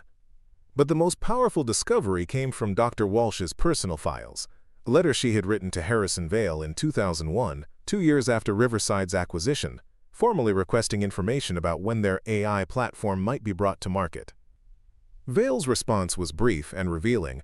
Given the substantial investments ServiceMax has made in our current customer service infrastructure, we see no strategic value in developing technologies that would cannibalize our existing revenue streams. Riverside's research will remain archived until such time as market conditions justify revival of the project. Market conditions justify revival, Daniel repeated, understanding the full implications. They've been sitting on customer service innovations for 20 years, waiting until their existing products stop being profitable before allowing better solutions to exist. Emma looked up from her homework at the kitchen table where Daniel was reviewing Dr. Walsh's materials. "Daddy, why would someone buy something good just to hide it away?" "Because sometimes people are more interested in controlling things than helping people," Daniel replied, realizing his 9-year-old daughter had identified the core moral issue that transcended all the legal complexity. "That's not fair to the people who need help," Emma said with the clear moral vision that children brought to adult problems. "No, sweetheart, it's not fair. But sometimes when things aren't fair, the right people fight to make them better." That evening, as Daniel walked through downtown Riverside Valley past the small businesses that Project Compass was beginning to serve, he understood that their struggle was part of something much larger than a simple business dispute. They weren't just fighting ServiceMax's current intimidation campaign. They were fighting against 20 years of systematic innovation suppression that had denied small businesses the tools they needed to compete and serve customers effectively. The hidden history was finally coming to light, and with it, the ammunition needed to fight back against one of the most sophisticated monopoly operations in American business. But exposing the truth would require more than just documentation. It would require the courage to challenge a system that had operated in shadows for decades, protected by its own complexity and the assumption that no one would be brave enough to connect all the pieces. Tomorrow they would begin the process of making ServiceMax's hidden history into front-page news. The expose that would bring down ServiceMax's 20-year monopoly scheme began publishing on a Tuesday morning, but its impact wouldn't become clear until Rachel Martinez's investigation reached the desk of Federal Trade Commission attorney Michael Chen. Unlike the state regulators who had been pressuring TechFlow, Chen specialized in antitrust enforcement and recognized immediately that Rachel's documentation represented the largest case of systematic innovation suppression he'd seen in his 15-year career. "This changes everything," Patricia Wells told Maddy and Daniel during an emergency meeting Wednesday afternoon. "The FTC is opening a formal investigation into ServiceMax's acquisition practices, and they want our cooperation as key witnesses. More importantly, they're issuing a temporary restraining order that prevents ServiceMax from pursuing any legal action against us while the investigation proceeds." The restraining order was just the beginning. Within 48 hours of Rachel's series hitting national tech publications, ServiceMax found itself facing scrutiny from multiple federal agencies, congressional oversight committees, and a class action lawsuit filed by the 12 companies that ServiceMax partners had acquired and dismantled over the past 2 decades. But the real victory came from an unexpected direction. The small business community that TechFlow had been serving began organizing itself into a political force that no amount of corporate lobbying could counter. It started with Tony Romano. Frustrated by the health department harassment his restaurant had endured, Tony had begun talking to other business owners about their experiences with regulatory pressure that seemed to coincide with their adoption of TechFlow's technology. What he discovered was a pattern of intimidation that extended far beyond individual inspections. "They went after everyone," Tony told Daniel during a meeting at Romano's that had grown to include 15 local business owners. "The coffee shop next door had their occupancy permit questioned after they started using your appointment system. The auto repair place got cited for environmental violations they'd never heard of. Even the bookstore had licensing issues when they began using your inventory management tools." The business owners had compared notes and realized that the regulatory pressure wasn't random. It was specifically targeting companies that had adopted TechFlow's customer service improvements. More importantly, they discovered that the anonymous complaints triggering these inspections were all filed through the same business consulting firm, which happened to have a contract with ServiceMax for market research and competitive analysis. "This is organized harassment," said Helen Morrison, who owned 3 small retail stores in downtown Riverside Valley. "And it's designed to make small businesses afraid to adopt any technology that might help them compete with larger companies." The revelation that ServiceMax was using a consulting firm to file fake complaints against TechFlow's customers provided the final piece of evidence that federal investigators needed to expand their case beyond antitrust violations into racketeering charges. Using intermediaries to harass businesses that adopted competitors' technology crossed the line from anti-competitive behavior into criminal conspiracy. But the small business owners weren't content to simply cooperate with federal investigations. Led by Tony Romano and Helen Morrison, they organized the Riverside Valley Small Business Coalition and began documenting how TechFlow's technology had actually improved their operations and customer satisfaction. "We need to show regulators and politicians that this isn't just about corporate disputes," Helen explained during a coalition meeting held in Romano's dining room after hours. "This is about whether small businesses can access the same technological advantages that big corporations take for granted." The coalition's first major action was a coordinated social media campaign featuring before and after testimonials from businesses using TechFlow's systems. Video showed Romano's hostess explaining how the AI phone system let her focus on in-person customers instead of being constantly interrupted by routine calls. The auto repair shop demonstrated how automated appointment scheduling reduced wait times and eliminated double bookings. The bookstore owner showed how inventory management integration helped customers find exactly what they needed without waiting for manual searches. "Look at the difference," Tony said in a video that would eventually reach 2.3 million views across multiple platforms. 6 months ago, calling Romano's during dinner rush meant getting put on hold or having your call dropped. Now, customers get immediate answers to basic questions, and my staff can focus on providing great service to people who are actually here. This technology doesn't replace human workers. It makes human workers more effective. The social media campaign caught the attention of small business advocacy groups across Colorado, which led to similar coalitions forming in Denver, Boulder, and Colorado Springs.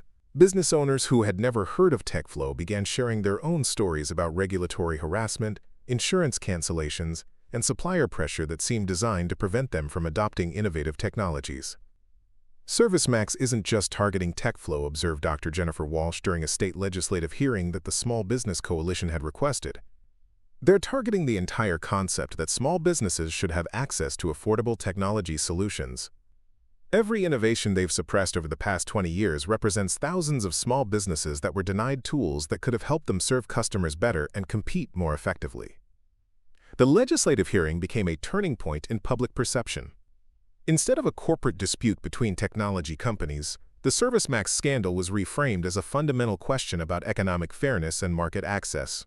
Television coverage showed small business owners testifying about regulatory harassment, while ServiceMax executives struggled to explain why their company needed to acquire and bury technologies specifically designed to help smaller competitors. Harrison Vale's appearance before the Colorado State Legislature was a masterclass in corporate evasion that only strengthened the case against ServiceMax. When asked directly about internal emails showing deliberate suppression of affordable customer service technologies, Vale claimed he couldn't recall specific decisions made years earlier. When confronted with documentation showing ServiceMax's role in creating the regulations they later used to pressure competitors, he insisted that industry input was normal and appropriate. "Mr. Vale," asked State Representative Maria Santos, "if ServiceMax's technologies are superior to the innovations you've acquired and buried, why do you need to prevent those alternative technologies from reaching market?" "We believe in protecting our customers from unproven solutions that might not meet their needs," Vale replied, his corporate speak sounding increasingly hollow in the face of testimony from dozens of small business owners who had benefited from exactly those solutions. "But you've never allowed customers to make that choice for themselves," Representative Santos continued. "You've systematically eliminated their options through acquisition and regulatory pressure. How is that protecting anyone except ServiceMax's profit margins?"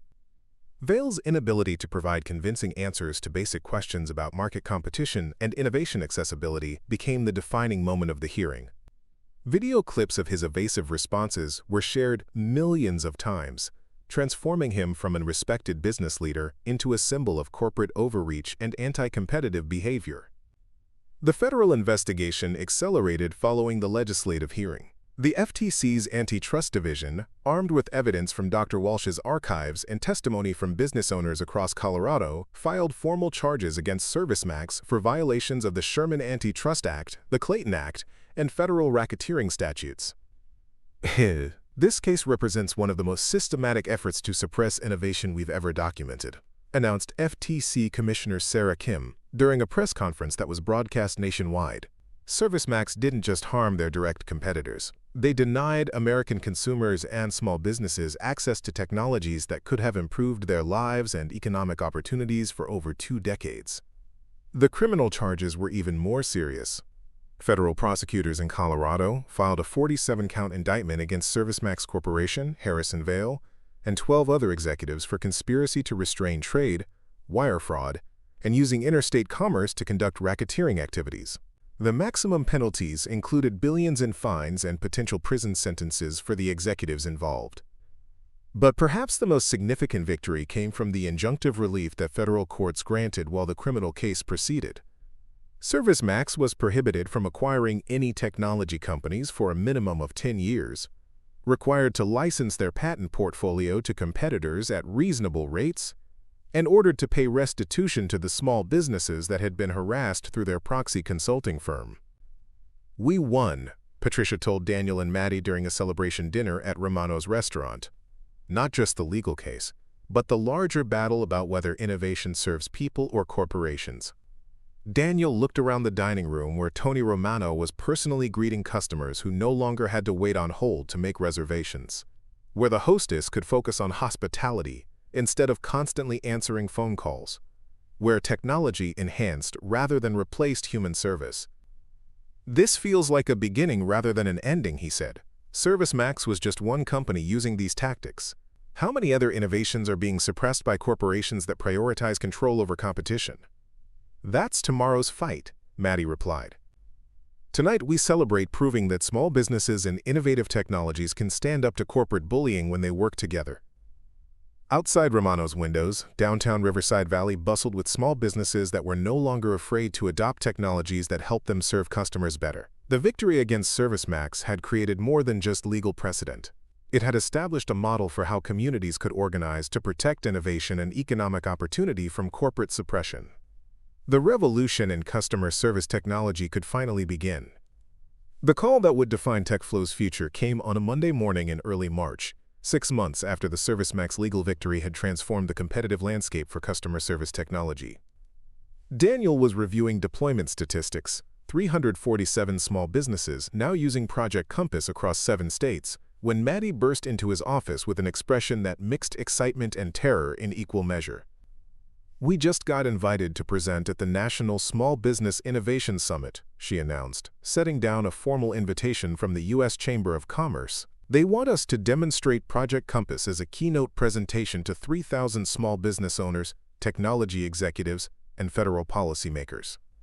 The summit, held annually in Washington, D.C., was the most prestigious gathering of small business advocates, technology innovators, and government officials focused on economic development policy. Being selected as a keynote presenter would provide unprecedented exposure for TechFlow's mission, but it would also subject them to scrutiny from competitors, investors, and critics who had been watching their rapid growth with varying degrees of interest and skepticism. "There's more," Maddy continued, pulling out a second document. "The presentation is part of a formal competition called the Innovation Impact Challenge.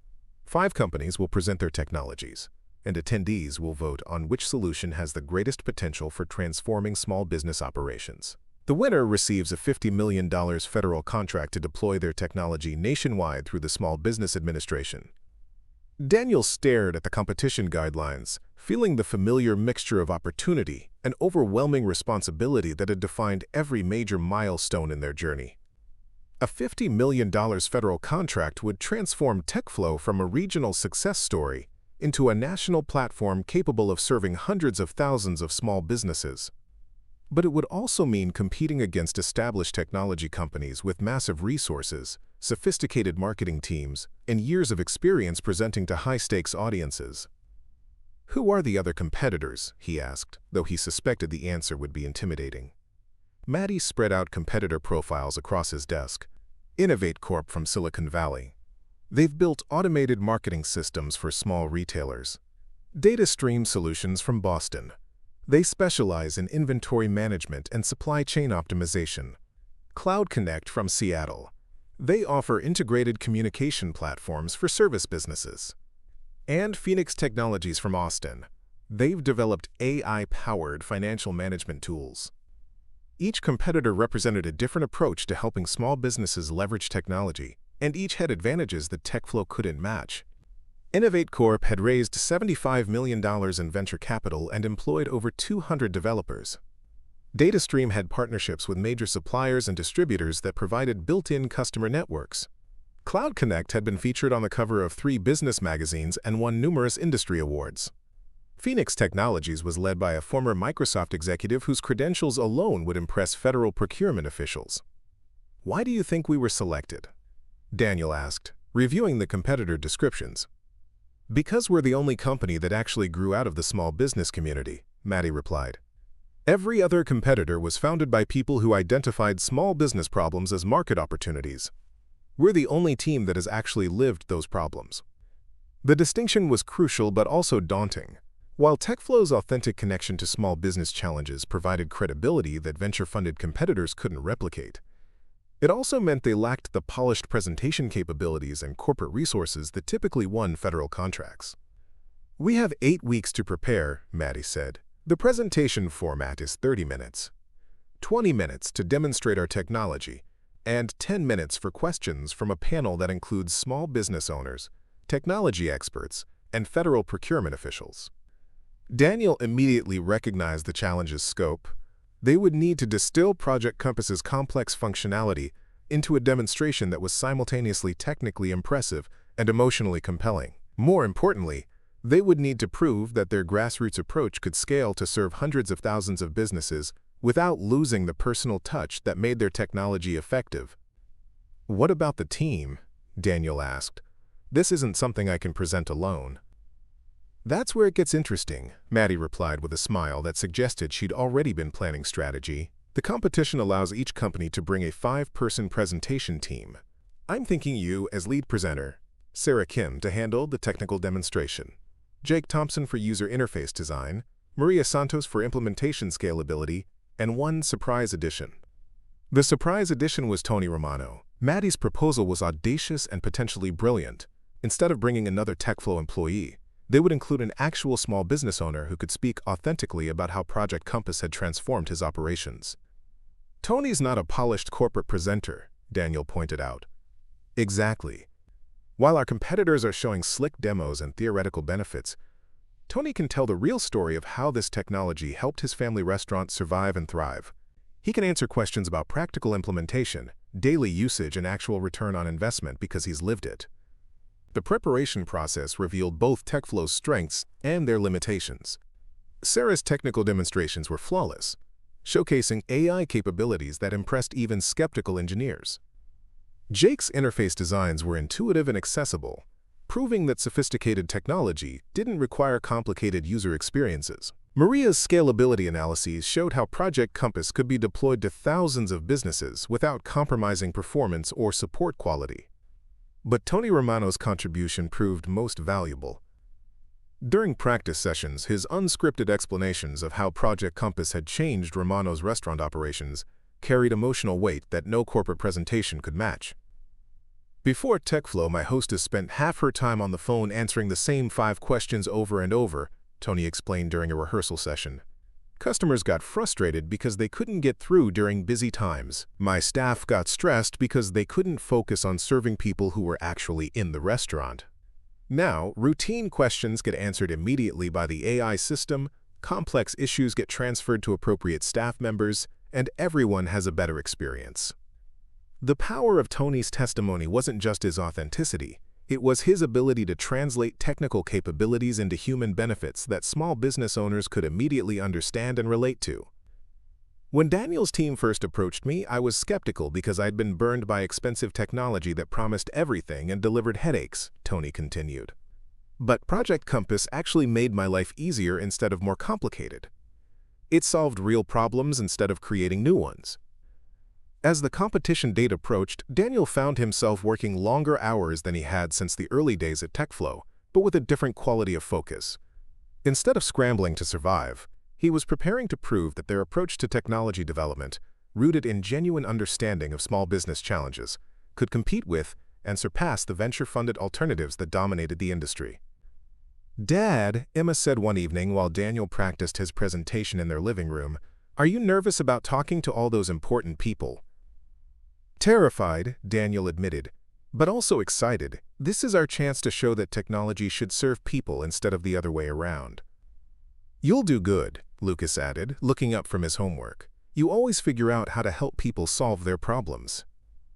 The night before leaving for Washington, D.C., Daniel stood in the TechFlow offices after everyone else had gone home, looking at the wall where they'd posted testimonials from the 347 small businesses now using Project Compass. Auto repair shops in Denver, restaurants in Colorado Springs, retail stores in Fort Collins, medical practices in Boulder. Each testimonial represented a small business owner who was serving customers better because of technology that emerged from Daniel's own experience with desperation and hope.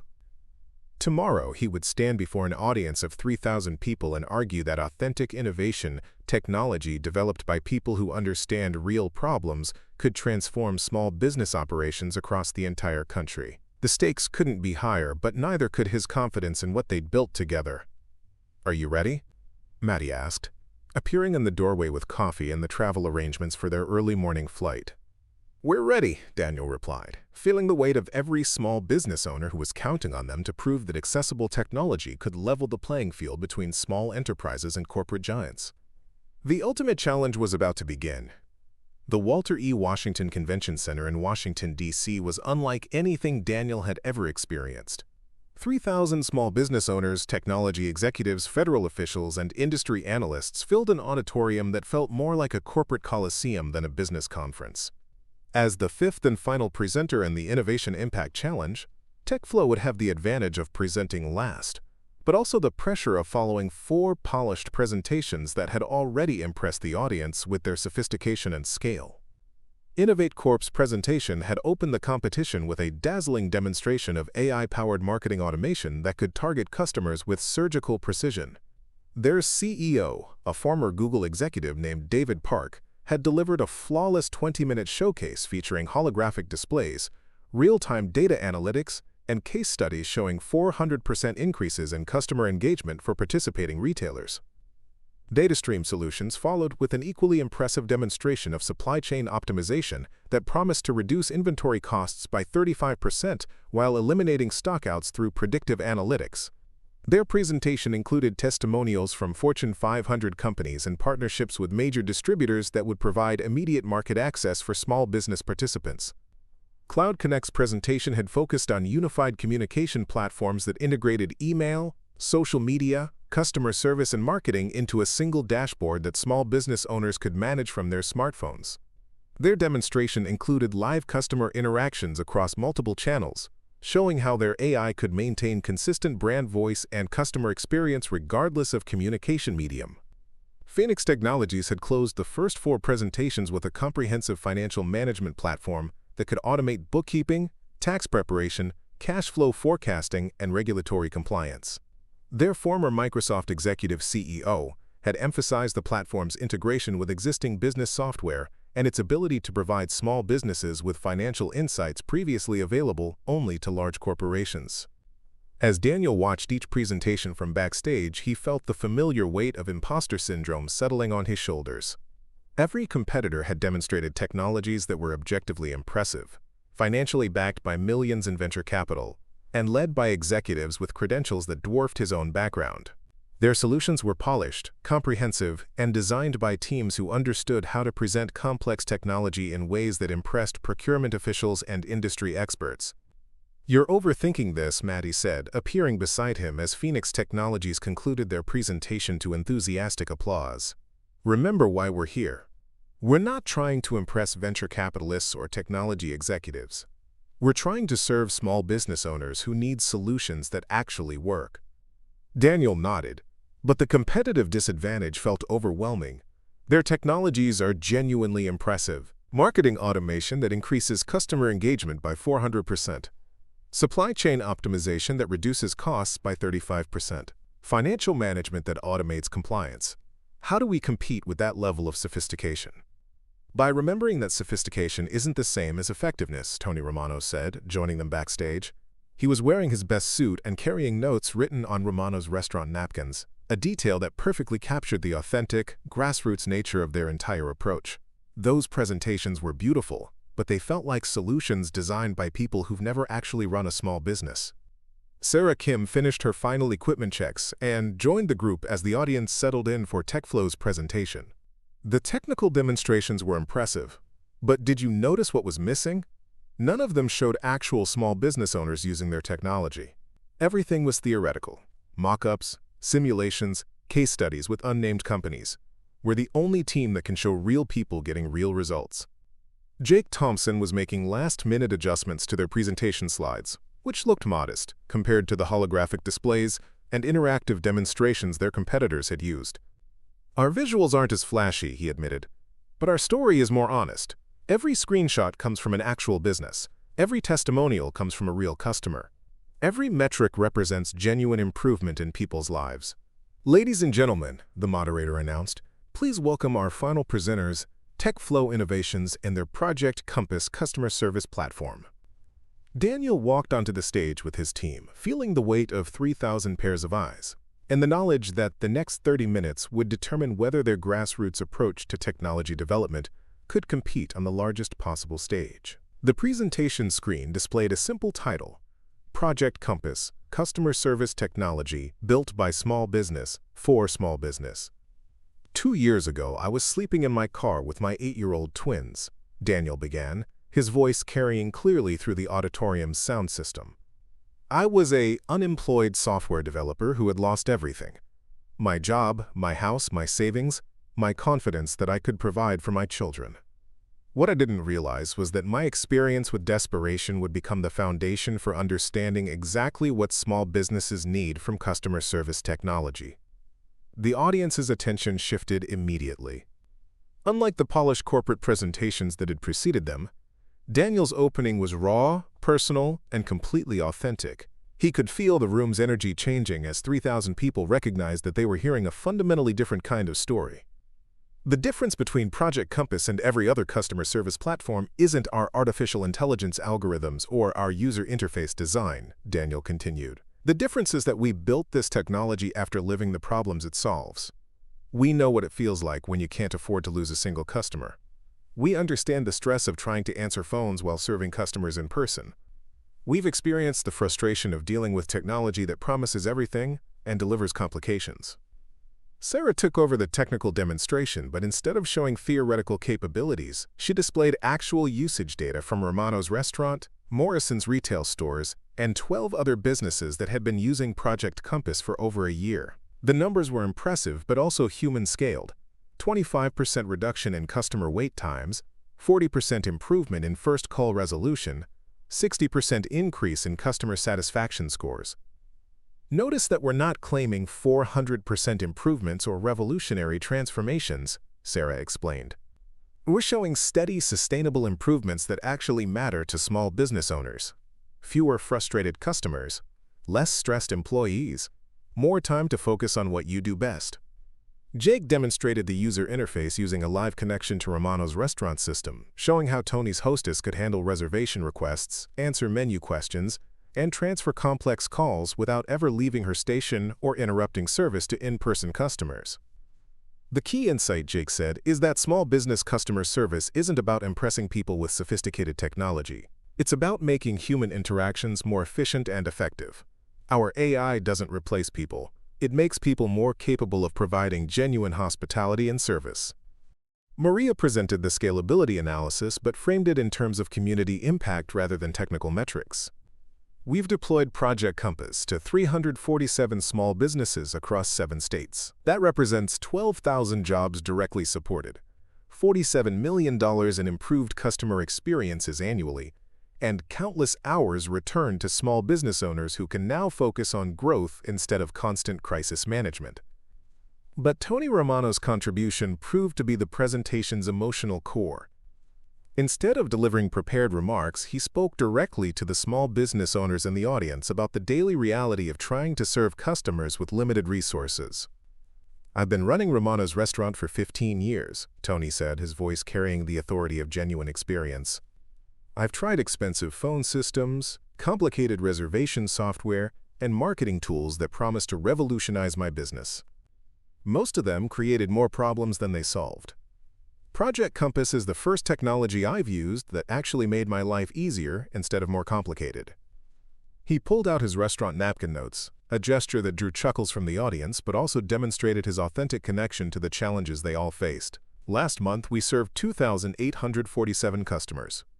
Our AI system handled 1,200 phone calls, answered 800 basic questions, took 400 reservations, and transferred only 47 calls that needed human attention. My hostess went from being constantly interrupted to being able to focus on greeting customers and managing the dining room. That's not a 400% improvement. That's the difference between chaos and control." The question period revealed the fundamental difference between TechFlow's approach and their competitors. While other presenters had answered questions about market penetration strategies, competitive advantages, and technical specifications, TechFlow's team fielded questions about practical implementation, real-world challenges, and the daily experience of small business owners using their technology. "How do you handle businesses that can't afford full-time IT support?" asked a small business owner from Michigan. "Our system is designed for people who don't have IT support," Daniel replied. "Installation takes 30 minutes, training takes 1 hour, and if something goes wrong, it fails back to your regular phone system. We're not trying to impress you with complexity. We're trying to solve your problem simply." "What happens when your AI makes mistakes?" asked a federal procurement official. "It makes mistakes regularly," Sarah admitted, earning surprised looks from the audience. "But it makes fewer mistakes than overworked staff members answering phones during rush periods.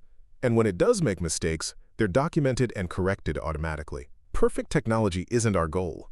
Helpful technology is." As the presentation concluded and the voting began, Daniel felt a different kind of exhaustion than he'd experienced during previous competitions. Instead of wondering whether they'd impressed the judges with technical sophistication, he wondered whether they'd successfully communicated that effectiveness mattered more than elegance, that authentic understanding of problems produced better solutions than theoretical analysis of markets. "Win or lose," Maddy said as they waited backstage for the results, "we proved that small businesses deserve technology designed by people who understand their actual needs." "We proved something more important," Tony added, folding his napkin notes and putting them back in his pocket. "We proved that you don't need venture capital and corporate credentials to build something that genuinely helps people." The moderator returned to the stage with an envelope containing the audience vote results. Daniel felt his heart rate spike as 3,000 people waited to learn which approach to small business innovation had resonated most strongly with the community it was designed to serve. "Ladies and gentlemen," the moderator announced, "the winner of this year's Innovation Impact Challenge." The pause felt eternal, but Daniel realized that regardless of the results, they had already accomplished something unprecedented. They had proven that grassroots innovation could compete on equal terms with corporate technology development, and that authentic understanding of problems would always produce more effective solutions than sophisticated analysis of theoretical markets. The envelope in the moderator's hands seemed to contain more than just competition results. It held the validation of everything Daniel and his team had built, from desperation, hope, and the unwavering belief that technology should serve people rather than impress them. 3,000 faces looked toward the stage as the moderator prepared to announce which vision of small business innovation had resonated most strongly with the community it was designed to serve. "The winner of this year's Innovation Impact Challenge," the moderator announced, his voice carrying across the vast auditorium with 68% of the audience vote, TechFlow Innovations and Project Compass. The eruption of applause was unlike anything Daniel had ever experienced. Not the polite approval that had greeted the earlier presentations, but the enthusiastic recognition of small business owners who had heard their own struggles reflected in TechFlow's story. Standing on that stage with Sarah, Jake, Maria, and Tony, Daniel felt the weight of 2 years of impossible challenges transforming into the foundation for something much larger than any of them had dared to imagine. The $50 million federal contract would change everything, but in ways that none of them fully understood until the implementation began 6 months later. Instead of simply deploying Project Compass to existing small businesses, the Small Business Administration Partnership allowed TechFlow to create an entirely new model for how technology could support economic development in underserved communities. We're not just providing customer service software, Maddy explained during the project launch event at the Riverside Valley Community Center. We're proving that innovative technology can emerge from anywhere, serve everyone, and create opportunities that traditional venture capital models never reach. The federal deployment started with 500 small businesses across 50 communities, but the selection criteria prioritized businesses that had been systematically underserved by existing technology providers, rural restaurants with limited internet access, immigrant-owned shops that needed multilingual support, service businesses run by entrepreneurs who had never had access to sophisticated customer management tools. Daniel found himself traveling to places he'd never imagined visiting, training business owners whose challenges made his own previous struggles seem manageable by comparison. In rural Montana, he worked with a family ranching operation that was trying to develop agritourism services but couldn't handle reservation calls while managing livestock. In East Los Angeles, he helped a quinceañera dress shop owned by first-generation immigrants who spoke 3 languages but had never used customer management software. "This is what we were meant to build," Sarah Kim observed during a deployment visit to a Native American reservation in New Mexico, where they were helping a cooperative of traditional artists manage online sales and customer inquiries. Technology that adapts to people's existing lives instead of forcing them to adapt to corporate systems. Each deployment taught them something new about the relationship between technology and community, between innovation and accessibility. The quinceañera shop needed Spanish and English customer service with cultural sensitivity around family traditions. The Montana ranch required integration with agricultural scheduling and seasonal variations in customer volume.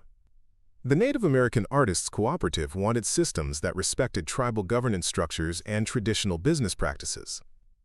"We're not scaling a product," Daniel realized during a team meeting after their first year of federal deployment. "We're scaling an approach to understanding and solving problems." The success of the federal program attracted attention from international development organizations, other federal agencies, and state governments that were struggling to support small business growth in their own communities. Within 18 months, Project Compass was being deployed in 23 states, serving over 15,000 small businesses, and generating case studies that business schools used to teach courses on community-centered innovation. But the most meaningful transformation was happening in Daniel's own family. Emma, now 11, had started a school project documenting how technology affected different communities, interviewing business owners across the country about their experiences with customer service automation. Her work was sophisticated enough to be featured in a middle school research symposium, and her insights about cultural sensitivity in AI design influenced how TechFlow approached international deployments. Lucas, also 11, had evolved from building simple automation projects to developing prototype customer service interfaces specifically designed for businesses owned by people with disabilities.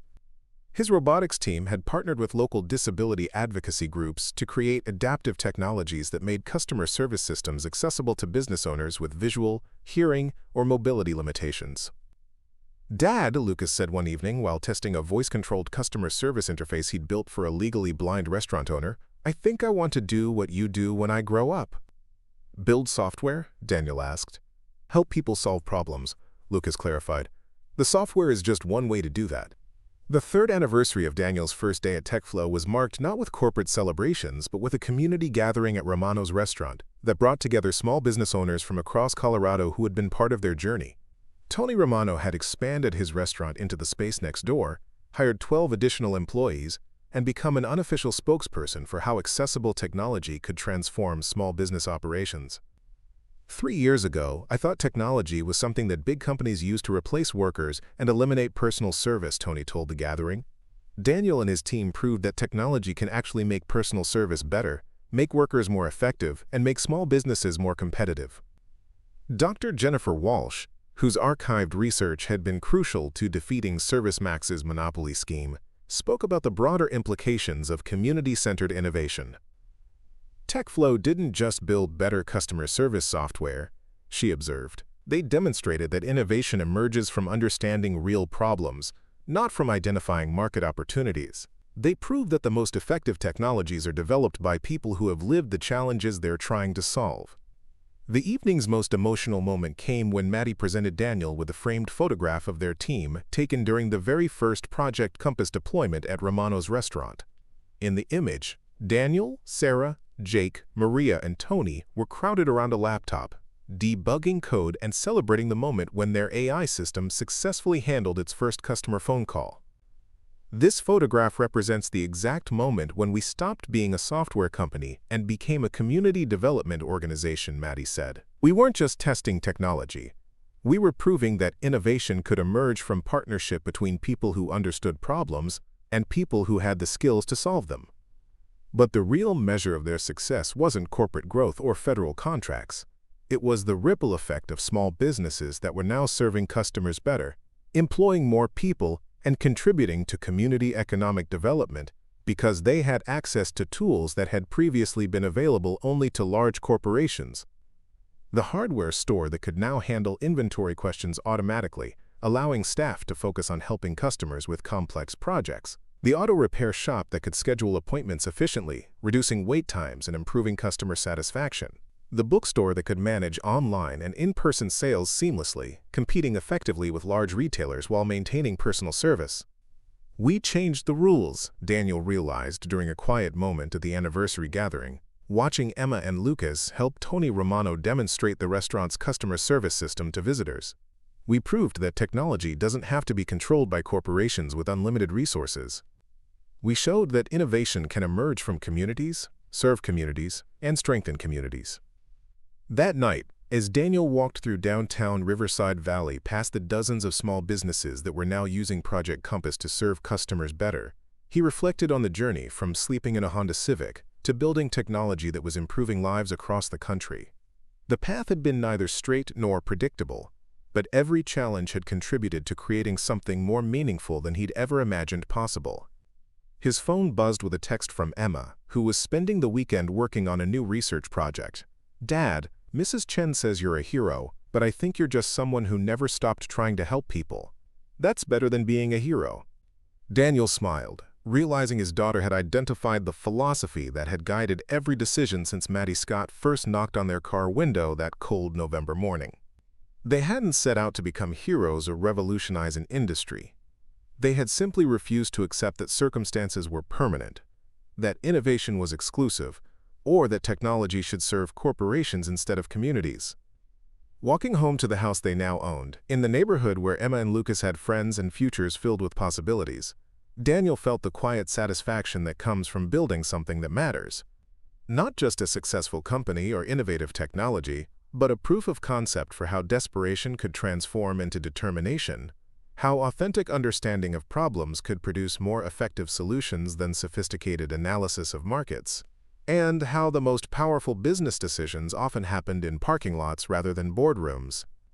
The American dream wasn't just alive, it was evolving, adapting, and proving that in a world where technology could either isolate or connect, the choice belonged to the people building it. And sometimes, the people best qualified to build solutions were those who had lived the problems personally, authentically, and with the unshakable conviction that everyone deserved access to tools that made their lives better. Tomorrow would bring new challenges, new opportunities, and new chances to prove that innovation served people best when it emerged from genuine understanding rather than corporate strategy. But tonight, Daniel Rodriguez was exactly where he belonged, home, with his family, in a community that had rallied around the simple idea that technology should help people be better at being human. Up next, you've got 2 more standout stories right on your screen. If this one hits the mark, you won't want to pass these up. Just click and check them out. And don't forget to like, subscribe, and turn on the notification bell so you don't miss any upload from us.